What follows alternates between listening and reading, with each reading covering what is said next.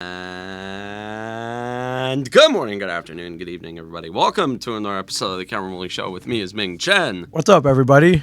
And I am Cameron Woolley. So I just want to open by addressing this whole Kevin Brown situation. Now, in case you guys have been living under a rock, Kevin Brown is, or was... Still is. He's technically suspended.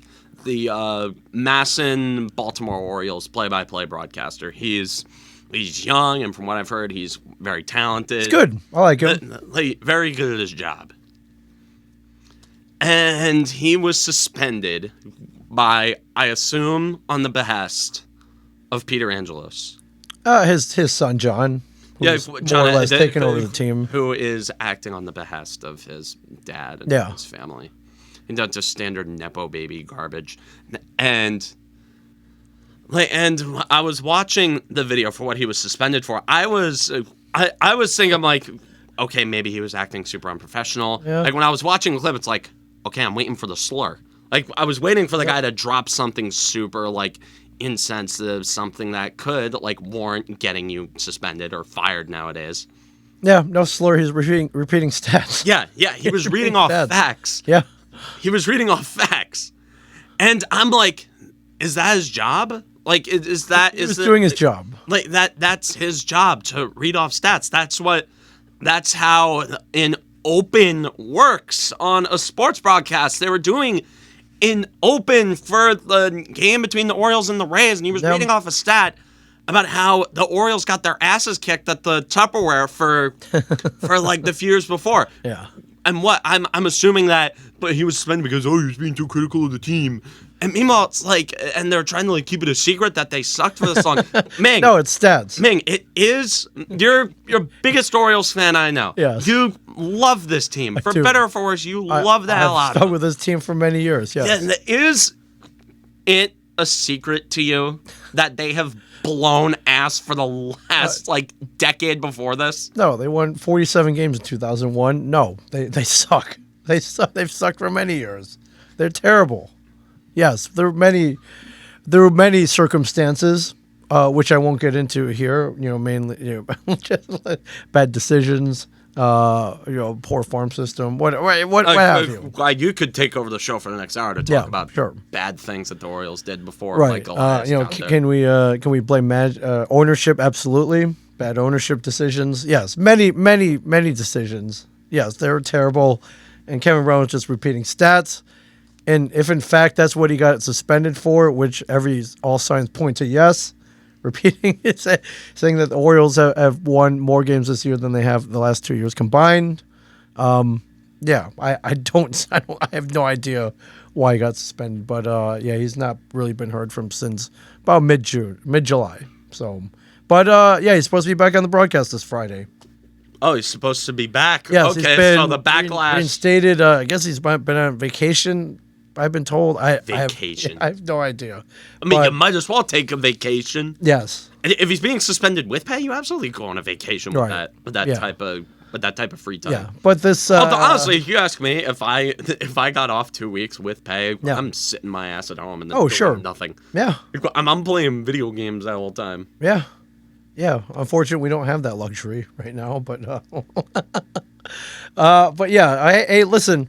You're no stranger to team ownership bungling things, making poor decisions, making poor PR decisions, having thin skin, paper thin egos, and using their power to make weird decisions. So yeah, you're no stranger to that. None of us are. You're no stranger. You of all people. Two of my three teams' owners are fine. It's like the Devils. Josh Harris seems to have a pretty good handle on things. Yeah. So far, so good. He spends the money when it warrants spending it. Yes. He stays out. He's hands off. He lets the hockey people do their job, and the Devils hockey people are really good at what they do. Yeah. And he writes the checks. That's the owner's job. Yeah. And to hold people accountable when they need to be held accountable. Yeah.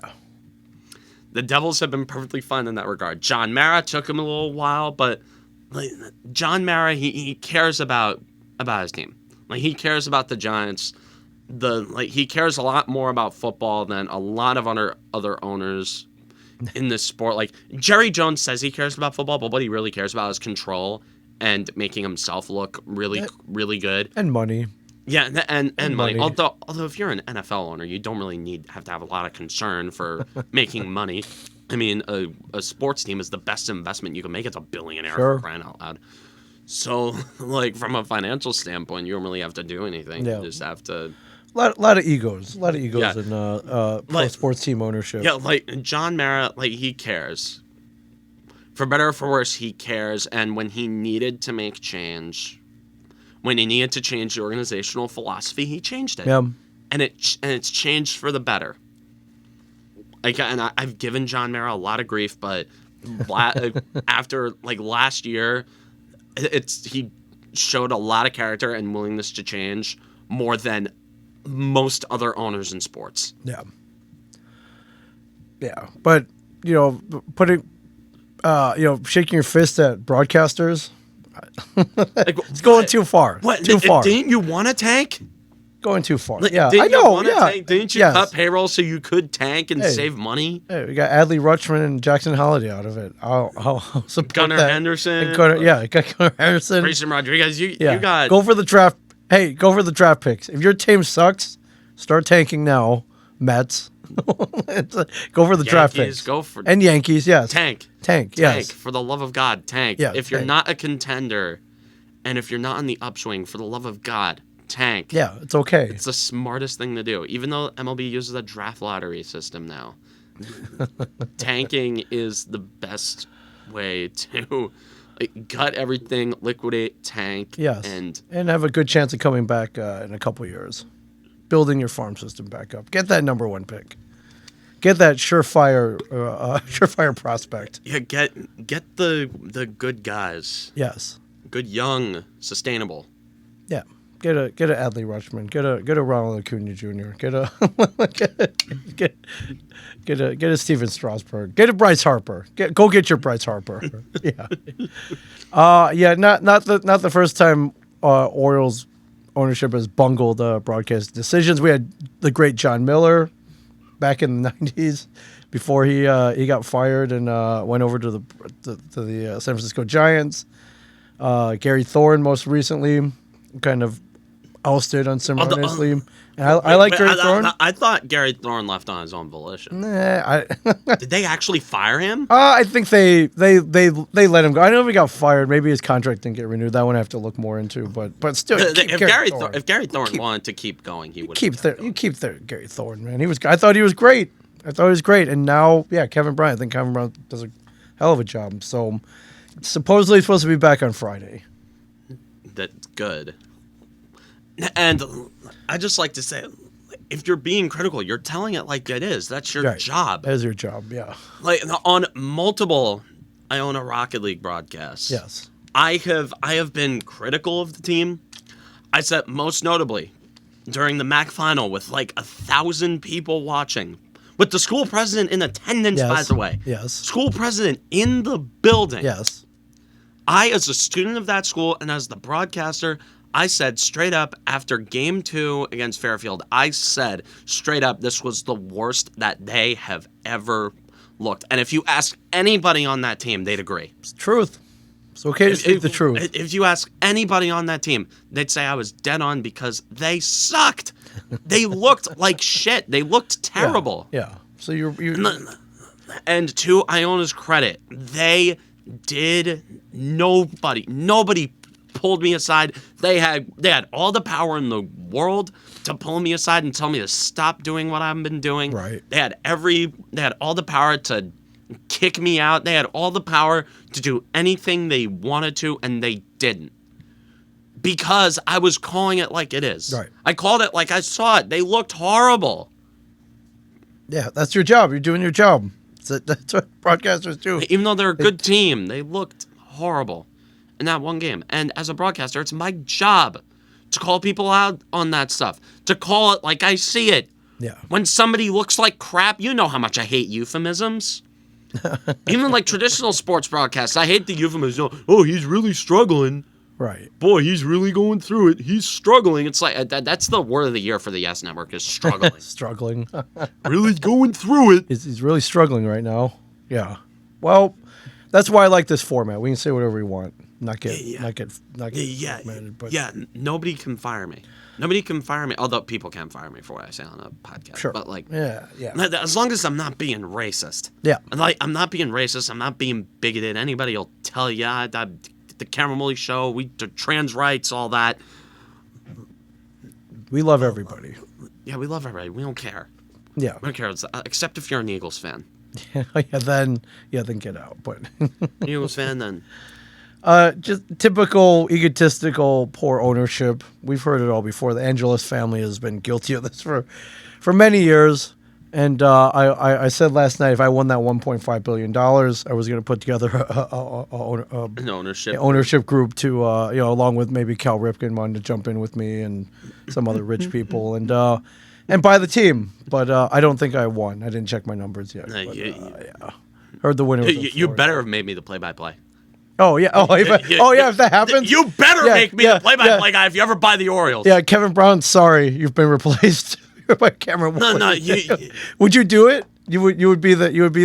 Yeah, if I was made the play-by-play, dude, it's a fun team to broadcast. Dude. Good point. I could call their games. Although maybe you should put me on the desk at least. All right. Oh, you can do color. You could do color. No, color? No. I can't do color. That's for. All right, you do play-by-play. Okay. That's for a former player. No. Okay. No, you give like to pull a name. Give like JJ Hardy the. Oh yeah. Or doesn't Jim Palmer do the game? Yeah, Jim Palmer. Yeah. You don't take. We'll keep Jim Palmer. Yeah. You don't take Jim Palmer out of that. We'll keep Jim Palmer for sure. But yeah. There will be a spot for you. Put me on the B team. Okay, you could call like you could do the 3rd, 5th, and like 7th innings. No. Yeah, have me do the games against like the AL Central team. Oh, okay, yeah. Make me. You give me the White Orioles Sox version of Ryan Ruocco. Okay, done. Like the games against the White Sox. Yes, like, the Tigers. The Tigers. The Royals. The Twins. Like the AL done. Central. Just have me do the AL Central games. Okay, we can do that. Because nobody cares about those games. It's a balanced schedule now. Yeah, you'll have an equal amount of games. Yeah. Okay. Done. Give Kevin Brown the majority of them. And if it's like a really good team, then you could give Kevin Brown those games. But if you ever own the Orioles and you become like a managing partner of them, make me the play-by-play guy. All right. Or at least one of them. All right, done. And as owner, you can say whatever you want. Yeah. Say whatever you want. It'll be some interesting broadcasts. Our owner, Ming Chen, is short. Yeah. Well, that's the truth. Not a fireable offense. Well, Godspeed, Kevin Brown. Yeah, he's supposed to be back on Friday. Welcome back. And did you hear that chant? The Orioles fans, like 20,000 of them were chanting "Free Kevin Brown." It's the most animated I've seen them all year. And to be not for nothing, like the one game that we found out since the suspension, they blew a 4-run lead and they let up a go-ahead grand slam to Kyle. They did. Felix Bautista, he's been pretty much great all year. Although he's blown. Well, this is 6 save he's blown, so he's not. He's blown 6 saves this year. 6, yeah. Really? I know there was the one against the Yankees where Judge took him deep. Yes, that was one of them. And listen, the guy before last night he had a .87 ERA. I can't complain. Last night ended his Cy Young bid. He wasn't winning. He wasn't winning the Cy Young. He could have saved all of the rest of the games and not given up a run the rest of the Cy Young this year probably goes to Cole, if I'm being honest. There's nobody else in the AL. He's doing great unless he's doing pretty great. Just his team sucks. Unless Ohtani throws a bunch of perfect games from now until the end of the season, which he might very well do. It wouldn't shock me if Shohei Ohtani hit for the cycle and threw a perfect game in the same game.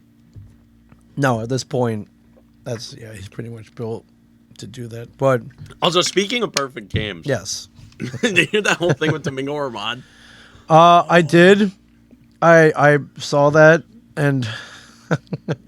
Yeah. I mean, listen, you're right. You're right. There's something bad that the Yankees did here too. He's not a great guy by any means. Which, I've championed the athlete part of him. I thought pretty good pitcher. Dude, he was a terrible pitcher.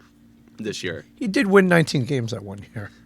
Yeah, because the Yankee offense was like, they had like 14 hitters who could go yard on you anytime. Like the 2019 Yankees, like the juice ball, like I could win 20 games like behind that offense.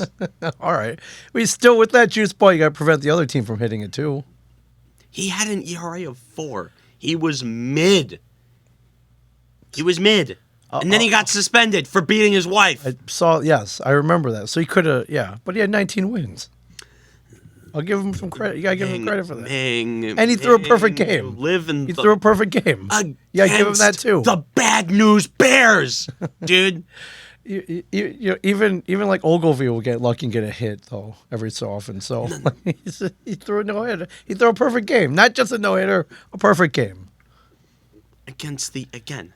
And he might have done it drunk. He might have been drunk when he did it. That deserves a special award of it. That's like David Wells threw a perfecto when he was drunk. Yeah, there should be. I don't know. The difference between David Wells and Domingo Román is that David Wells is actually a great pitcher. Yeah, I know it's not baseball, but that should be like the John Daly Award or something. Like right? John Daly. Yeah, like he was that golfer. Right? Yeah. Who was like drinking beer. Yeah, he was just a redneck golfer, but he was good. I miss like the time when golfers weren't athletes. Right. Like people like Jack Nicklaus, guys with beer guts. Yeah. It's golf. You gotta do is hit the golf ball real well. But yeah, Phil Mickelson was kind of the like remnant of that era. Yeah. When at the Masters, when he finished second, he had like the best third round. Like I think he shot like 65. Yeah. On the third round at the Masters this year, and everyone was going nuts. Like we're at my aunt's apartment. It was my dad and my uncle and I. We were watching. We were like, "Oh my god!" He was like sinking like 30-foot putts. On fire, man. On fire. And like he was doing the live golf thing, and he was playing in the desert, and he was coming back all tan. Yeah, it's strong out there. And the thing is, the PGA Tour they had marching orders from the PGA Tour to not show him. Right. Well, it's a competitor. But yeah, Domingo might have been drunk when he threw a perfect game. That's okay. Let's not glorify the guy. Okay, because he's a jerk. Okay, he's a drunk. He came into the clubhouse. Yes. Shit faced and destroyed a TV. Yes. Had to flipped over a couch. Right. Smashed the TV. It got in the face of everyone. Which honestly, like. If I was playing on this team, if I had to pitch behind this offense, maybe I'd have a bit of a drinking problem too. But like, still, this is a part I love where you got belligerent. Drummond was then taken to the team's nap room before Tuesday's game, with security stationed outside the door. The Yankees have a nap room. Of course, they have a nap room. A nap room? I want to see the nap room. Yeah, for when I want to see the nap room. When they stink it up against a division rival, they can go and have their juice box and their graham crackers. I want a nap take room. A nap. Dude, I would love a nap room. These are major leagues. They're athletes. Why are these guys being given everything? They're losers. What's the nap room look like? They're losers. Are you curious? They're failures. Are you even at all curious what the Yankees nap room looks like? Failures don't deserve a nap room. Like, are they bunk beds? They got like the sleeping tubes like in Japan? Win a World Series, then you can take all the naps you want. Right. Nap room. And I guess he slept it off. He took a nap. No. Even worse, he was put in a sauna to sweat it out. Right. You know why alcohol impairs you? It dehydrates you. You know what comes out of your body when you're in a sauna? Sweat, water. It dehydrates you. And if you're drunk and you're thrown in the sauna, you know what it's going to do? It's going to make you even more drunk. We've joked about the Yankees team doctors being Dr. Nick and Dr. Hartman. Sure. Dude, that is the truth. Right. And that's not even getting into Anthony Rizzo's whole thing. Yeah. But like for now, I just want to talk about Germán for a second. Okay. How? The proper response to that, when you throw him in the nap room, you know what you do? Throw him a bottle of Pedialyte. Right. Electrolytes. Electrolytes. Sodium. Give him some Gatorade. Yeah. God knows you have Gatorade. Right. A lot of Gatorade.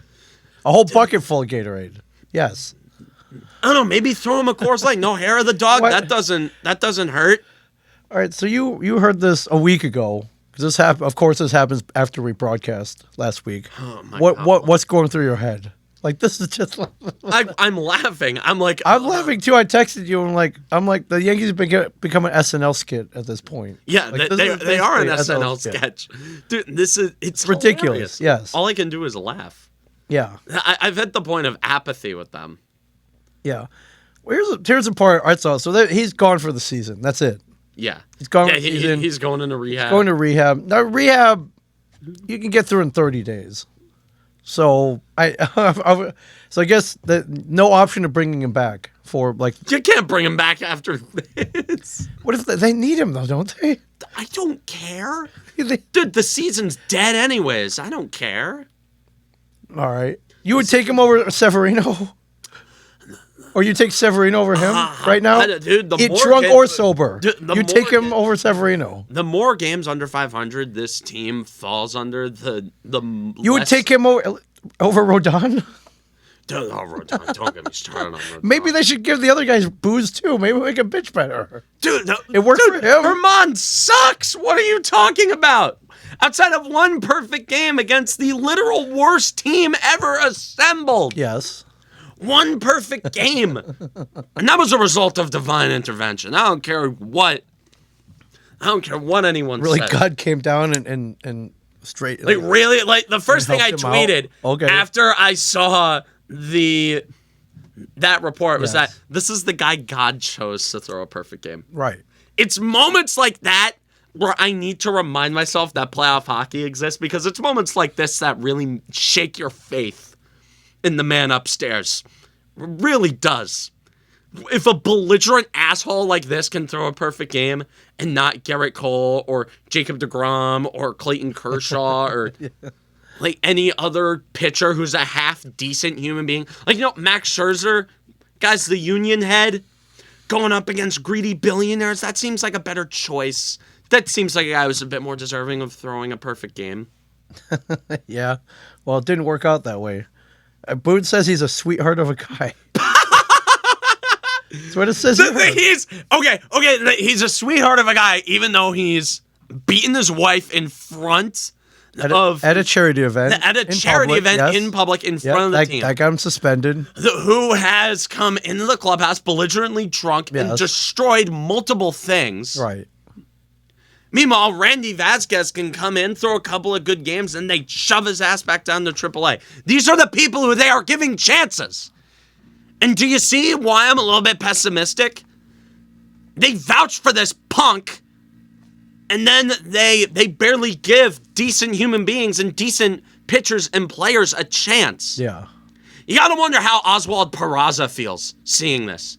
You got to wonder how Everson Pereira feels seeing all this. You got to wonder how Clayton Beater feels seeing all this. You got to wonder how Austin Wells feels seeing all this, that these are the guys who are being vouched for at the major league level. Yeah. This is what I'm supposed to believe in? This? Really? Give me a break. And someone asked me, it's like, why do you even watch the games if all you're going to do is be negative? First of all, I have a podcast. I have nothing to talk about. Right. Dude, the football preseason starts on Saturday, but how much am I really going to get out of that game? Right. Hockey season doesn't start for another 2 months. Yeah. Hockey offseason is dead right now. Right. Although the Devils signed Cal Foote today, but they're whoopee, and they're 7th defenseman. Like, nothing is happening in other sports. There's nothing on TV, although... Hard Knocks. Wait. We'll talk about Hard Knocks in a minute. Although I haven't seen the first episode, but Hard Knocks, there's the quarterbacks show on Netflix. I don't know if you've seen that. Yeah, there's nothing on TV other than Hard Knocks. There's no nerd stuff on TV. Season 3 of The Mandalorian was mid. Although I haven't seen the end of it, but I haven't been given a reason to see the rest of it. All right, now there's a strike going on, so you're not going to see anything for a while. There's nothing on. Yeah, thank God for sports. There's a strike with everybody in pop culture, so there's nothing on TV for us to talk about. Video games, there's nothing going on over there. Like the Destiny showcase is going to be happening in a couple of weeks, where they're going to reveal the final shape, and where I see the death of yet another franchise that I used to love.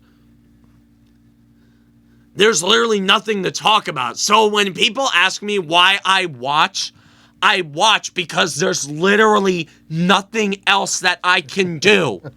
Sure, RLCS Worlds is happening right now, but I don't typically pay attention until like knockout stages begin. Right. And like RLCS isn't exactly something that I talk about on this show. Yeah. Well, at least this like is Evo. Like sure, Evo's going on, but Smash isn't going on at Evo, so I don't care. That's another thing that I hate. Dude, Nintendo basically giving the middle finger to their own community that puts so much money in their games and buys GameCube controllers and does all that and markets their game to a new audience. And then they just give them the finger. And they don't allow them to do anything at competitive tournaments or, giving your game a platform because that's not what we want to do. That's not our brand. Me. We're a kids' party game. Although I highly doubt that children are being pushed away from Smash, a game where Mario can fist fight Solid Snake and while like riding on the star from Kirby Air Rider and shoot like the gun or shoot a super scope from the Super Nintendo, or you could play as Wii Fit Trainer and fist fight Bowser and throw bombs at each other. Like I doubt that demographic is being turned off by the competitive scene. I doubt a 7-year-old is gonna watch an MKLeo versus Tweak set and go and think that, oh, I don't want to play this game. God, to see crap like that is why I have to talk about the Yankees. Because there's literally nothing else without the Yankees. There's no show. There's no content. Well, welcome to August, everybody. Welcome to August. Dude, I hate August so much. I'm going to be moving back to school in a few weeks, so there will be some stuff happening there, but again, that's why I start my school projects. The Cameron Woolley Show isn't a thing when I'm on campus. Yeah. That's Woolly Mammoth Wednesdays season. Yeah, man. Tune in. Well, at least the Yankees are giving you something to talk about. They're keeping things interesting. And this is on top of this, yes. Go over to the next tab, will you? Yes. Anthony Rizzo was recently put on the IL because of a concussion that he suffered on May 22nd. 2 months ago. 2 months. May! 2 months ago. This guy had a concussion. And, for that stretch of time, he was literally, statistically, the worst player in all of baseball. So nobody saw because this. Of a concussion that he had for 2 months. Nobody saw this. You know how I say that every week this team gives me a reason to lose it? Yes. This is what I mean. Okay, sorry, May 28th, not May 22nd. My apologies. Still 2 months. 2 months. Where this guy was he was cognitively impaired. He literally said, there were reports coming out, that he was not seeing the ball well. His brain capacity was impaired by this. He was he was batting cleanup. He was batting near the top of the lineup every day. How am I supposed to trust an organization that commits medical malpractice? Medical malpractice, because that's what this is. Here are the stats. 53 games up until May 28th. Batting .304, 11 home runs, 32 RBIs. After May 28th, played 47 games, batted .172, 1 home run, 9 RBIs. That's a huge drop off, and nobody noticed for 2 months. It didn't. Nobody noticed. Did them once that maybe that time when he was taken out of a game for concussion symptoms. I guarantee. You know how the Atlanta Braves handle this? They let him play for a couple days to see things through, and then they run all the tests, and then they put him on the IL before he heals from the concussion. Yeah. Of late, Rizzo started to complain about being foggy. Foggy. Okay, now also this is a bit on him for not like bringing it to their attention. Sure. But as you have doctors, you pay doctors, Right. people with PhDs, MDs, bro. Oh my God, dude. Yep. Should have been monitoring them. They have enough staff to see things like this, or not. I guess nobody. Again, I guess nobody. Dr. Hartman. They have Dr. Nick and Dr. Hartman are the Hi, everybody. Hi, Dr. Nick. Yes. Yeah.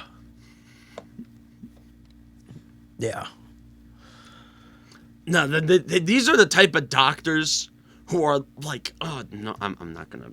It's like John Mulaney did a sketch about like how he openly talks about his drug addiction. Yes. And like he said, he'd go on WebMD and go to the doctors with the lowest ratings for him, like his opioids. Those are the type of doctors. Because he knew he would get it. Okay. Yeah. Smart. I guess. Oh my man. That's terrible. But Dude, like, did the Yankees get their doctors from like WebMD? it would seem so. Where? Like, who the hell are these doctors? Don't know, dude. I don't know, but hopefully he's not out for long. Oh my God, dude! I don't care, dude. You know this. I said that this season was over before it started. Right. I knew I'd be watching a walking corpse for 162 games. Well, it would appear that way. Although, yeah, it would appear that way. I mean, they haven't done as bad as say the Mets, but no, but this Yankee team is still a walking corpse. I mean, I hate to say it, but well, listen, they're still not that far back, but man, that's gotta be tough to start to be playing like this now after those two incidents, and just the rotation is not looking great. I don't care. I don't care. The only reason I talk about these guys is because we literally have to. Now we have to. No, we have to. Even though we technically don't have Sure. to, but the show wouldn't be the show without it. Right. Yeah. I hate this team. You've mentioned that several times. Follow at Cam Woolley Show on Twitter. I call them the biggest losers in baseball for a reason. Right now, I would give that title to the Mets, the other New York team, but You know what the Mets did though? What did they changed do? course. They did. They changed. They did. They cut their course. losses. The Yankees are sticking their head in the sand and their thumbs up their asses. Right. Like, oh, it'll get better. We'll be all right. And of course, a report came out this morning. I think it was from like NJ.com or something that Brian Cashman's job is safe, but Aaron Boone, after this year, Boone's going to be thrown to the wolves, and like a bunch of gullible fans who thought that Boone was the only problem will like rejoice. Like, although Boone should be fired, he should be out of a job. He should have been out of a job years ago. He should have never gotten the job in the first place. This organization has needed a purge for a while. And the thing is, like, I don't know how much I should care, because as diehard fans who want to see his team succeed, we've already lost. They have successfully turned Yankee Stadium from a place where diehard baseball fans gather to a place where tourists and casuals gather to just watch the Yankees because they're surviving on a brand and a legacy that they built years ago. They're using their past legacy to make money, and that's what they're doing. They're a flawlessly run business. And as fans, we've already lost. It's over. Okay, it's over for at least the next few decades. The Yankees are going to go at least 50 years without winning a World Series. As mentioned last week by Karen Woolley, 50 years. No, I think it's going to be at least 50. Like years. From 2009, they're not going to win the World Series until at least 2059. Seems like a long time from now. Hopefully, I'll still be. At least Boone's got fire, though. I hate when Aaron Boone goes after umpires, because I'm like, if only he went after his own players. Right. Well, let's play this back though. This was from a game against the Blue Jays. Boone's coming out. He's not happy about the strike zone. This wasn't from last night. This was from months ago. No, this is oops, not that one. Where's The one from Las Diaz. I thought I had it up. Yeah, basically. Although, like, Las Diaz was not the reason the Yankees lost that game. They lost that game because they left a small nation on the bases. Yes. It was funny to watch, but Yeah. Runs over, draws a line in the in the dirt, mimics his third out call. Come on, that's funny. it's funny, but like it's not amusing to me. It's fun. It's fun.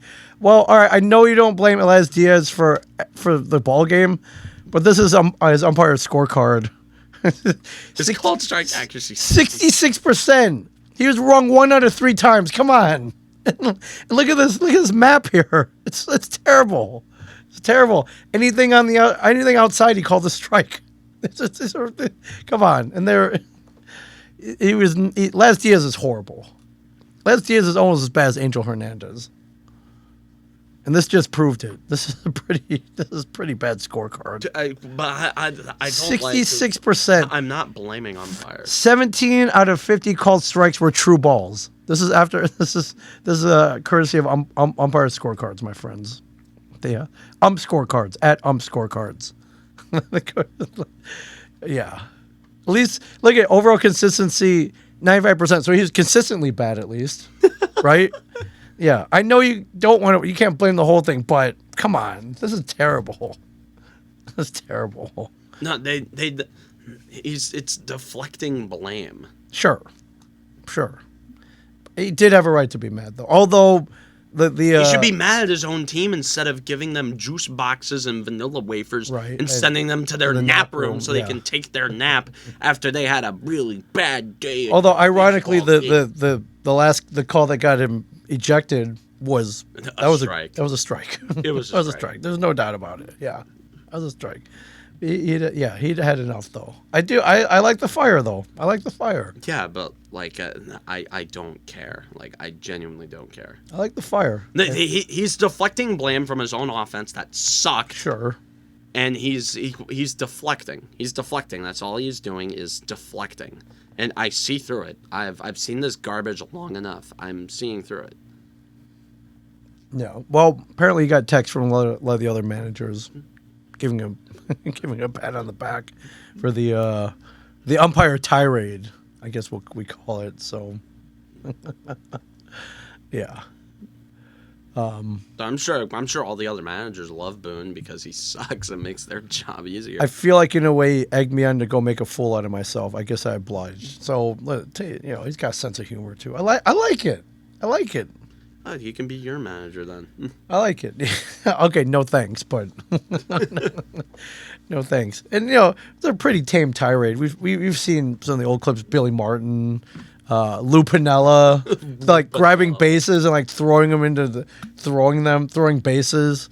Earl Weaver was great. The difference between Boone and those guys is that those guys are actually good managers. Well, okay, good point. That was a good point. They were good. The ejection, 6 ejection this season, which leads MLB managers. So at least they're leading in one category. The Yankees are leading in one category. He's a crybaby blaming 6 ejection. He's leading and crying about like things that are his own team's fault. 6. So what we played, a little over 100 games. So yeah, he's been thrown out 6% of the games. It's pretty good. I'd like to see. I'd rather him, lead the league in wins, and I'd rather them lead the league in home runs and lead the league in WRC plus than lead the league in ejections for crying about your team sucking at offense, or crying about someone else being the reason that your team sucks at offense. Yeah. Well, he wasn't wrong. Yeah, I know. He did a horrible job, but that wasn't the reason. Yeah. It's like why did the White Sox score 5 runs then? Yeah, right.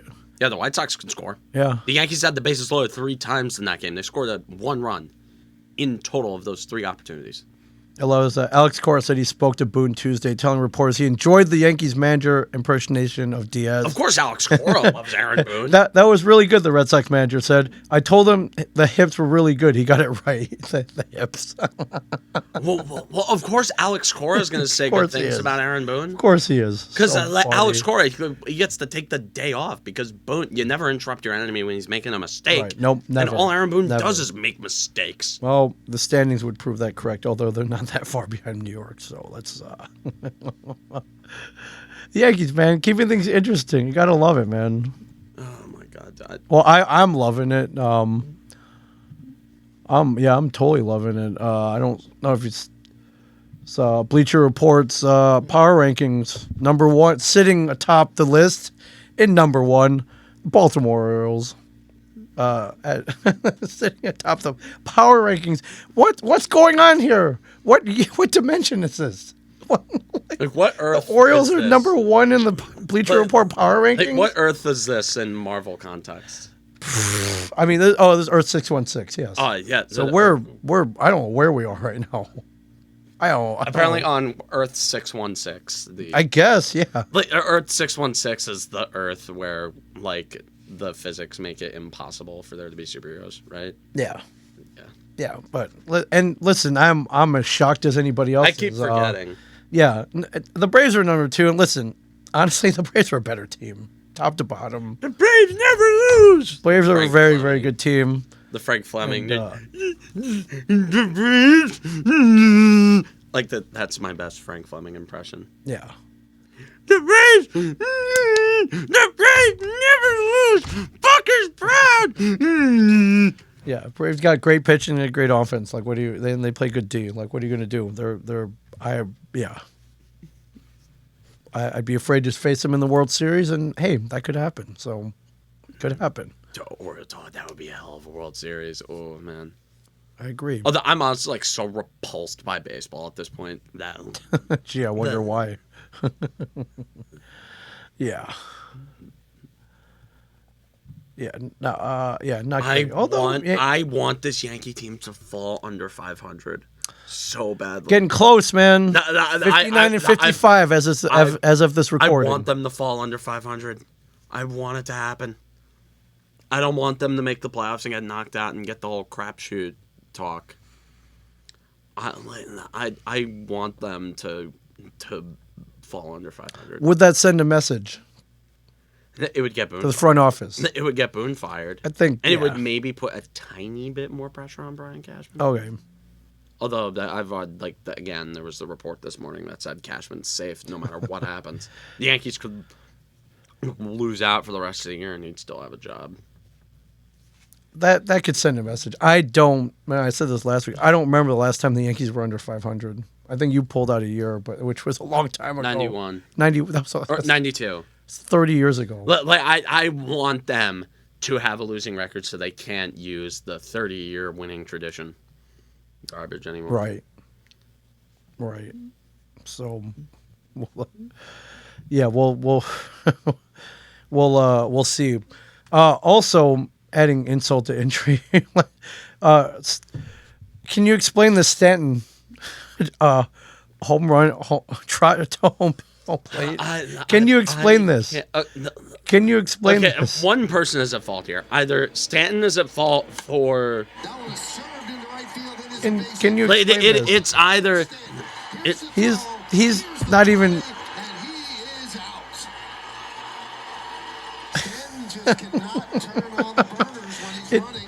He wasn't even running though. That was a trot. He's running. Yeah. It's either Stanton's fault for being a loser and like not running hard. Although he can't run hard because every time he runs hard, he pulls his hamstring. Okay, that I get, but why? Why even send him then? Although, if that's common knowledge in the Yankee clubhouse, then why isn't Luis Rojas throwing up the stop sign? Right. It's like the worst. Oh. And of course, Stanton's going to take the heat for this. I mean, I mean, he's slowing up right here between second and third. Now he's just barely jogging back, and he was out by 15 feet. Yeah. Yeah, and I'm trying to look. The coaches, third base coach is like, eh. Yeah. Yeah, they're both to blame. Maybe it was the body language saying like he was going to make it easily. It didn't even look like he was going even half speed though. I don't. You see this 4 days ago or whenever. What's going through your head? What do you think? I'm laughing. I'll admit, I'm laughing. I think it's funny. I just don't care anymore. I don't. Like, I genuinely don't. Wait, but you gotta have an opinion on this. You got my opinion. Yeah, I guess I did. One personal. Either Stanton was a loser who wasn't running hard enough, right? Or Luis Rojas was an idiot for not putting up the stop sign when he knew Stanton couldn't run. Right. And then the conflicting reports. Boone says, "Well, yeah, he wanted to prevent injury." Stanton says he may have felt something. I don't know. Then why are you going home on that? I don't know because he was being waved home. That was one of the stranger plays I've seen in my life. Again, biggest losers in baseball. The biggest losers in baseball. I called them that for a reason. I'm starting to believe that. And I'm not crazy. I mean, I am crazy, but I'm not crazy when it comes to these losers. No, they're failures. They're failures. They deserve nothing. Like, they deserve no goodwill, no good feelings. I swear to God, like, when Garrett Cole wins a Cy Young, yes. If fans go nuts, if I see a bunch of fans tweeting, "Let's go!" in caps lock, go root for the Mets. Like, then you obviously don't have high standards, and you are contributing to the problem. Cy Young on a losing team.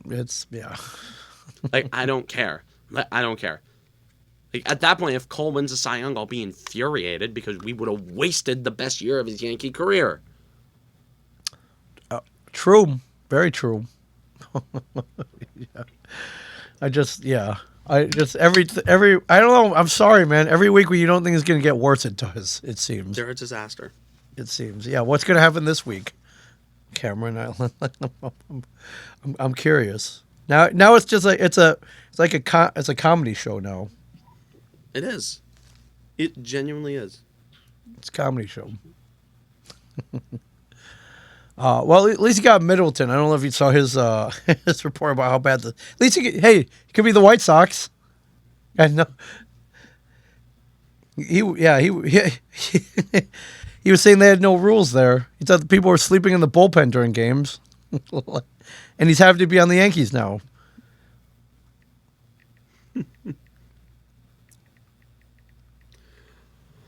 Oh, according to an article from Bob Clappish, he said if Hal had the choice, he would have never gotten involved with the Yankees. Dude, do you know how much money you could sell the team for then?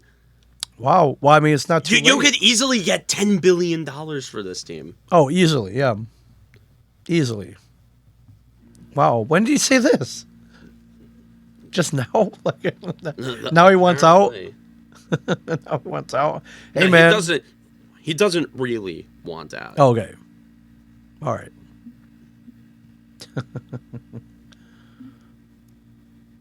All right, he's talking out of his ass again, as usual.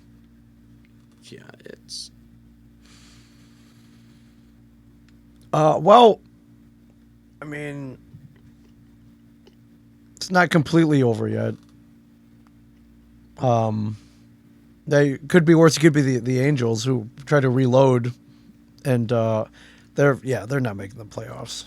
No chance. But those are the Angels. They're stupid. They're 7 back. They're on the Yankees level. Yeah. Yeah. No. They try to reload during the before the trade deadline. Like, we got a shot, but yeah, they're 7 back in the wild cards. No, there's not much time left. They're gonna need Ohtani. Can they get Ohtani to just pitch every day? Maybe then. Maybe then. Maybe he could do it. Maybe then. And the Angels are also like the Yankees. They're losers. Yeah, losers with money. Yeah, Disney money. I don't think they own the Angels. Angels anymore? Okay. No, well, Artie Moreno. Okay. Yeah. The Ducks. I know Disney is showing the Ducks. Right. Like, I know that much. And not for nothing, the Ducks were successful under Disney. Yeah. They made a couple of cup finals. They won one. That's not a bad ownership tenure. Yeah.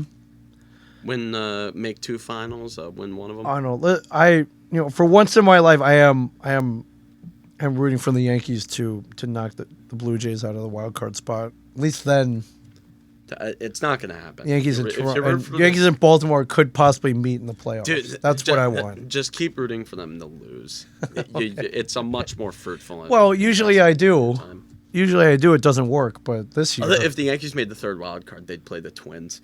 Right, and they could probably beat the Twins. It's the playoffs. They could probably beat the Twins. Although this year the Yankees would lose to the Twins. It would be the perfect topping on this shit Sunday to have a hot September, make it to the playoffs, and then get swept by the Twins of all teams. Ooh, that would be bad. Joey Gallo have like the best series of his life because of course he would. Of course he would. Of course he would. Yeah. Yeah, it'd be like Ryan Mountcastle against the Blue Jays. He went 11 for 14, I think. Jesus. 11 for 14 during that series. His OPS was like 2 point something. Oh my God. He had a hell of a week. For whatever reason, he's really good against the Blue Jays. Like, really good. Really good. And then, James McCann killing the Mets last weekend. Little revenge. I like to see it. I like to see it hit like 5 RBIs one game. It was great. It's pretty awesome. The man who Frank Fleming famously called James McCann. James McCann. Well, he could that day, and he did. So, oh man, yeah, I love to see it. It's fun when your team's good. This is what it feels like. It feels great. Yeah. I love it. It's awesome. I love it. I love it. I may hit a game in a couple weeks. I might be in the Maryland area. Yeah. And dude, third week in August. You should. They play the Blue Jays. Yeah, I haven't been to a game in a while. So, pre-pandemic, I think even. So it's been a while. Yeah. Yeah. Should be fun. So, hockey news. Cal Foote, Nolan Foote's older brother. Yeah. Nolan Foote's over the older brother, Cal Foote. If Cal Foote and Nolan Foote slot in the lineup at the same time, we'd have 2 pairs of brothers. Yeah, it'd be cool. I like Jack the Hughes and Luke Hughes, and then Cal Foote and Nolan Foote. I like it. Although, granted, Cal Foote and Nolan Foote is quite a step down from Jack Hughes and Luke Hughes. Well, yes. Yes, but... the Hughes brothers on the Devils have the potential to be the best brother teammate duo since the Sedins. Yeah. Say Man, how just even saying that's pretty awesome. And Quinn's eventually going to be on the team. Oh man, that would be awesome. The moment his contract is up or the moment he demands a trade, Yep, they'll make an offer. Yeah, dude, Quinn Hughes is absolutely going to be a Devil. Yeah. Yeah, it can always use more depth, I guess, right? Yeah, I mean, Quinn Hughes I don't. Is your... Well. Yeah, screw it, man. Put dude, at that point, Hamilton's probably still going to be productive by that point. He should be. He's not. Yeah, he's not that old. At that point, your defensive pairings are going to be okay. Are going to be Jonas Siegenthaler and Dougie Hamilton. Right. So you don't break that up. Okay. Hughes. You have Quinn Hughes and John Marino, and then you have Luke Hughes and Simone Nemitz. They think about how much money that's going to cost by that time. They wouldn't be able to afford it. Although the cap's going to go up. They'll go up, yeah. Yeah. But the Devils' good forward contracts are still going to be around by that point. Yeah. Although Heischer's probably going to get a massive raise by then. I mean, he's earned it, so... And I don't see Heischer going anywhere else. No. Let's hope. I once played a Chell franchise mode where Heischer signed with the Flyers. Ooh, yeah. I quit. I stopped. Terrible. I stopped that franchise mode right then. Right. It's okay, dude. That's not happening. Yeah. He threw your PlayStation out the window. No. I just deleted the file. I'm like, no. Yeah. No. No. I'm not gonna witness No. even a virtual world where Nico Heischer is on. I can't even stand like any a other fake team. scenario. Yeah, you're right. I couldn't even stand a video game scenario Yeah. where he went on the Flyers. Like that No. would never happen. Although, dude, that was a stacked team I had. Jeez, man, I had Jack Hughes, Nico Heischer, Jesper Bratt, Austin Matthews. I had some like. I finished middle of the pack in one season. I won the draft lottery, and I got like some generational talent who became like a 50 goal scorer for me. He became like this 93 overall superstar. So my first power play was this randomly generated McDavid player. Okay. And Austin Matthews and Jack Hughes. Okay. It's a hell of a line. Like I spent $12 million. Although it's a hell of a line. The Austin Matthews contract is probably the reason why I lost Nico Heischer. But Oh right. Yeah. I mean, I lost Nico Heischer and Jasper Bratt in the same free agency. okay. Well, what are you gonna do? I won a few cups with that team though. Yeah. What are you gonna do? There's literally a website called howmanydays.untilhockey.com. 62, my friends. 62. Let's talk some football for a little. All right. Right now, the big talk right now is obviously the Jets with Hard Knocks. Now, I haven't seen the first episode yet, although I should watch it because you should. Hard Knocks with Aaron Rodgers and the Jets. That's funny. Although I did hear that during the episode there was a little bit of a question about the power dynamic with Robert Saleh and Aaron Rodgers. Okay. Aaron Rodgers steals the show in the first episode of Hard Knocks with the Jets. This comes courtesy of USA Today. Shaping up to do the Aaron Rodgers show. Duh. Come on. That's pretty funny. He's he's an interesting guy for sure. Great for TV. Dude, Aaron Rodgers, like he's a solid dude. I mean, like Aaron Rodgers isn't a bad guy. He's just a weird guy. It's a weird guy. He can throw the ball really well. So a lot of expectations though. Oh wait, Rodgers was the keynote speaker at a convention for psychedelics. Wait, I haven't seen this. Yeah, in June. He uses ayahuasca. It's called. Yeah, I guess he was. Of course, Aaron Rodgers was on psychedelics. Right. Aaron Rodgers is the personification of psychedelics. Yeah. Of course, the guy was on acid during his MVP years. Rodgers says ayahuasca helps strengthen bond with teammates. So I guess ayahuasca not on a banned substance list in the NFL. Wow. Yeah, they're organic. It's organic, I think. Yeah. Like mushrooms. Something like that. Yeah, I've never done it, but yeah. He said it was life changing. So, hey man, Aaron Rodgers, everybody.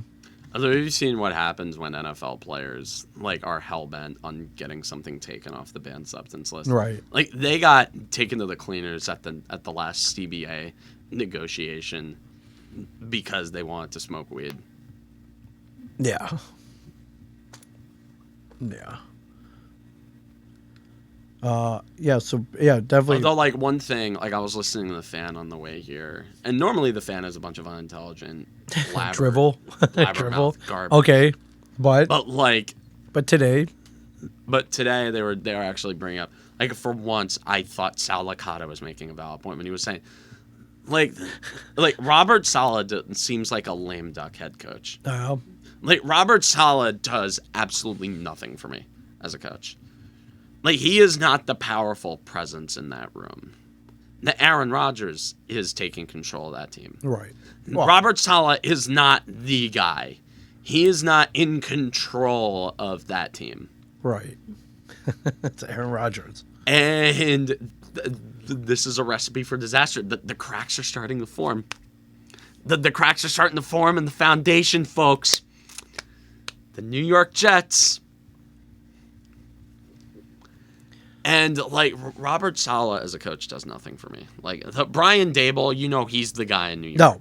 No, he's made that. And not for nothing. He's made that clear. Not for nothing. Aaron Rodgers seemed more concerned with basking in the spotlight and going to Ranger playoff games and going to Taylor Swift concerts. Right, and being a keynote speakers at psychedelic conferences. Yes. He was focusing on everything other than football. Right. Meanwhile, the Giants, and I like that the Jets are taking a little spotlight because the Giants are just doing football stuff. Right.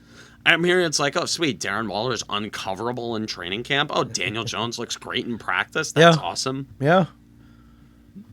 The Giants were the center of attention for like a week when the Saquon Barkley thing was going down. Yeah. That eventually got resolved. Yeah. Because they know how to handle things like adults. They're competent. The Jets are a house of cards. I've been saying this ever since Rodgers got there. I'm like, dude, these are the Jets. Yes. That don't go expecting 13 wins and an appearance in the AFC Championship game. Right. Don't expect this. This is the Jets. Every single hype machine during the NFL offseason has crashed and burned. Remember the Eagles' dream team in 2011? Yes. Nnamdi Asomugha and Cullen Jenkins and all those guys. Yeah, I remember that. They remember went 8-8. I remember Favre on the Jets. Yes, I remember all of this. Dude, literally, this is the same situation. Yes. Pissed off Green Bay Packers quarterback. Comes over, thinks he can turn things around in New York. Single-handedly. Right. With a head coach who literally does nothing, and then we've seen this before. History has repeated itself. Yes, indeed. And remember the 2019 Browns? After they traded for Odell Beckham? Oh my God. There was so much hype around the Browns that year. And then crashed and burned. Yeah.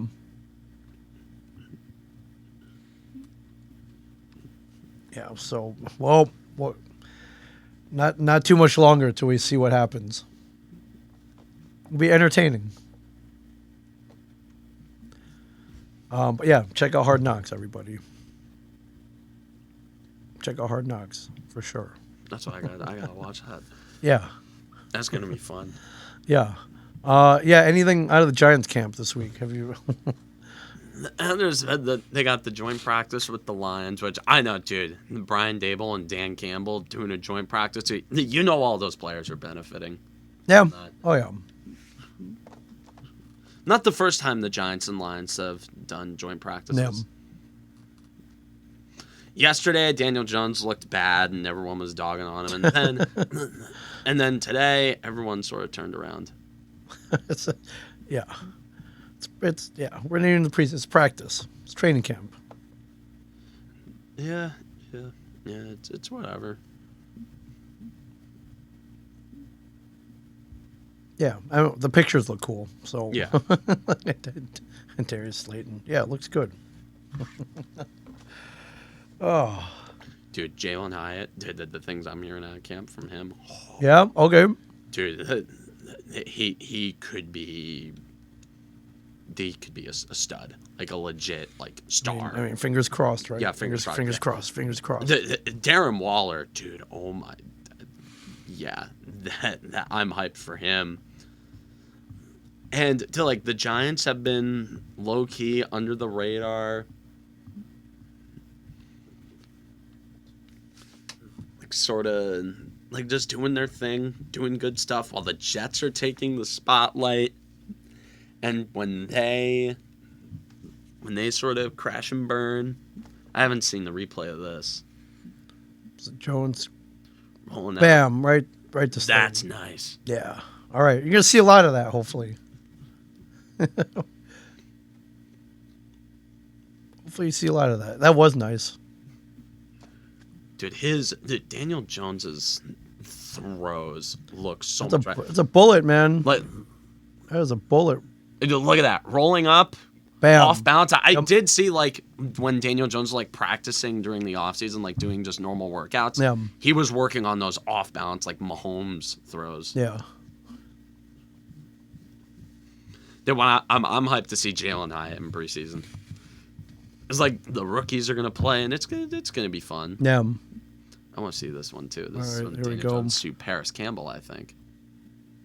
Boom, look at that. Easy. Solid. If that's the type of red zone offense we see this year, I want to see this one. Oh, man, he God. just took it from him. All right, Dane Belton, man. Nice. Yes, All right. sir. Oh, it's freaking highway robbery right there. Like taking candy from a baby, man. I love it. You gotta love it. All right. So all right. So you got some positives here. I mean, this is training camp, but I mean, yeah, dude. But like, all I'm hearing is great stuff out of camp. yeah, good. Good. At least you have something to look forward to. This and again, hockey in 62 days, everybody. Hockey, 62 days. bro. Hockey. I don't want the Devils to fall under their own hype like this. Although I can't believe we've gone an hour without talking about the Erik Karlsson trade with the Penguins. Oh, yeah. And full disclosure, thank God he went there instead of Carolina. You saw what they turned Brent Burns back into. Hate Carolina. Always a thorn in the side, man. Always a thorn in the side. UC Jokinen. Eric Stahl. Yes. No. Jordan Stahl. Jordan Stahl. Now Jordan Martinook. Ugh. Seth Jarvis. Bastards. Sebastian Aho. Dude, thank God he went there. Or thank God he went to Pittsburgh instead of Carolina. Because Pittsburgh is old and desperate and mid. Yeah. Like that, Erik Karlsson on the Penguins doesn't make them better than the Devils, in my opinion. Because Erik Karlsson can't play defense. Yeah. And he's going to be on a pairing with Ryan Graves, who is not the best defender in the world. I mean, we know that firsthand. No, he's solid, but if he went to Carolina, he would have been on a pairing with Jacob Slavin. Yeah. Who's one of the best defensive defensemen sure. in the league. Absolutely. And Erik Karlsson wouldn't have had to worry about playing defense. No, I think Erik Karlsson would have been a good fit here because he would have been able to play with Siegenthaler. Yeah. If you thought Dougie Hamilton was good, yeah. Siegenthaler, oh my God. Yeah. It's sweet, but yeah. I'm not really worried about the Penguins this year. I mean, like a lot of people are like, oh, Pittsburgh, because they have like childhood trauma associated with Sidney Crosby and Evgeny Malkin. Sure, but that was like. But like with the Devils, although for some reason, even when we sucked and when they were really good, we always played them well. Yeah, for whatever reason. Yeah, pretty much. Yeah, last time I went to a Penguins Devils live game, Devils won 7-2. What year was that? It was the first year they brought the Christmas jerseys back for St. Patrick's Day. It was a while ago. What year was that? 09 maybe? Yeah. Might have been 09. That was probably like a while ago. Yeah. Jeez. All right, that was a while ago. Okay, never mind. I'm old, man. It was literally 14 years ago. 14 years ago. All right, never mind. I got a jersey out of it, though. Yeah. Yeah, gotta love it. So, well, good luck, Erik Karlsson. Just not against the Devils. So, yeah. Devils aren't done yet. I think things. I mean, they don't need. They might make another move for a goalie because for some reason they want Akira Schmid to start in the AHL, which for the record, I think that would be a horrendous move. Just mentally, like if anybody saw that series against the Rangers, anybody would know that is moronic to do that. Yeah. He saved the series for sure. Saved the season, bro. I mean, he saved multiple games. He did. Now, how many times where Vitek Vanacek got shelled and taken out of the game, and then Schmid came in? Yep. It sort of held things solid, there, and the team came back. Yeah. It's a good combination. He got a .920 save percentage in the regular season. Yeah. Like a .922 in the playoffs. Yeah. Like, I'll take that any day. If you have that from a starter, that's an elite goaltender. Yeah, for sure. That's a goaltender who can not only win you games, those type of numbers can win you a cup. Yeah. Granted, you got to be a bit hotter in the playoffs, but Yeah, still. I mean, we saw Aiden Hill of all people do that. Yeah. Sure, it makes you think maybe you don't need the elite goaltender, big money to get you far. Maybe it's just a crapshoot. In hockey, It's like closers, like relievers. They get hot sometimes, and the good one year they suck the other year. Yeah.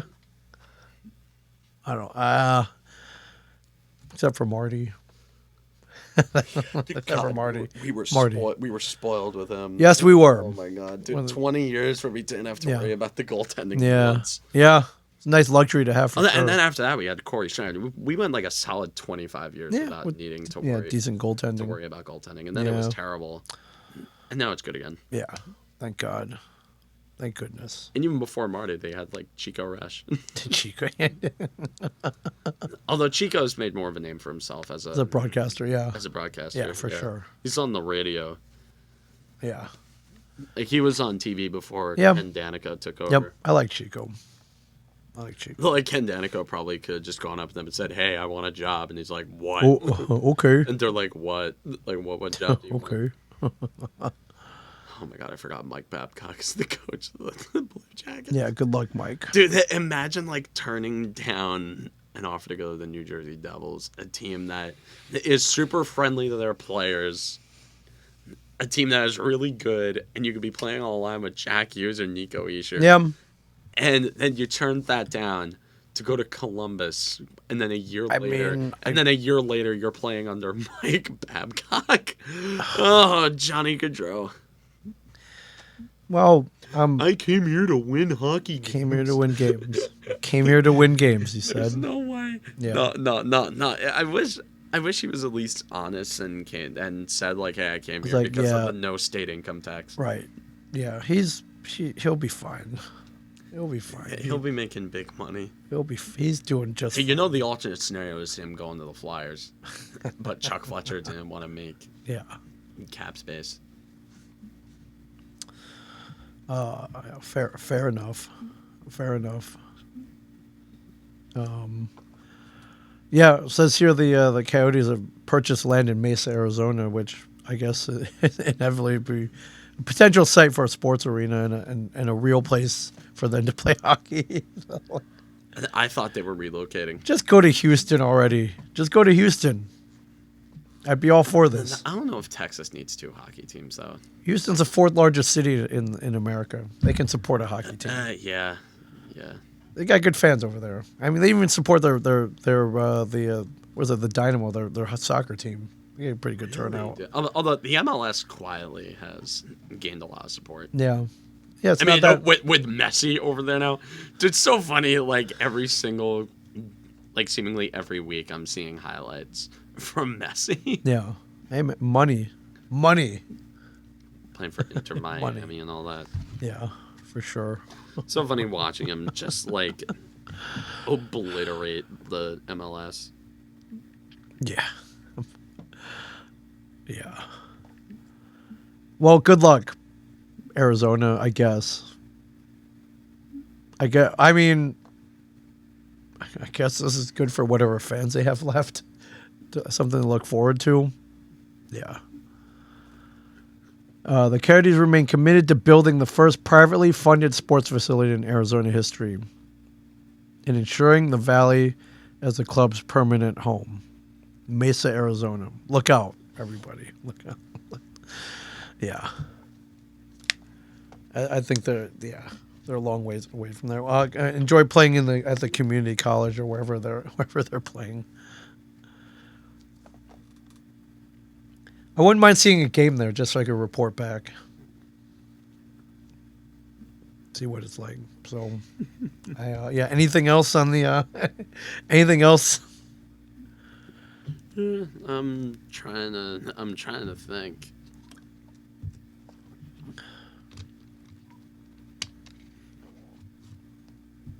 Yeah, I think that covered all my making fun of the Yankees this week. So, and there was a lot of ammo this week.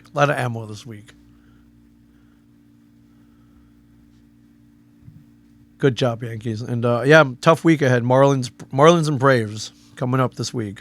Look out. They got an off day tomorrow. All right. And we'll see if they can take the series against the lowly White Sox tonight.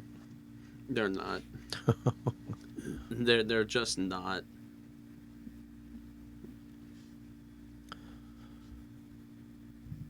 Yeah, good luck. Good luck. Marlins, Braves, Red Sox, Nationals, Tampa Bay, Detroit. That's the rest of the month. So you got a long September coming up.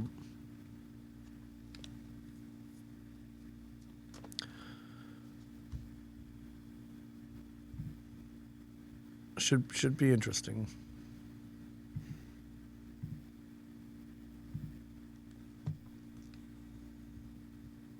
All right, let me know if you see anything. I'm trying to look.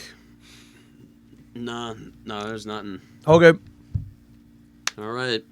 So, from Ming Chen and the Shared Universe Podcast. So, yeah, I'm Cameron Woolley. Don't forget to like and subscribe. And as always, stay classy in New Jersey.